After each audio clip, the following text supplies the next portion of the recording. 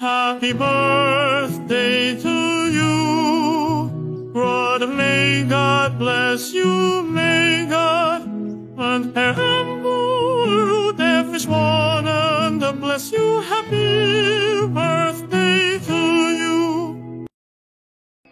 Om Namo Bhagavate Shivananda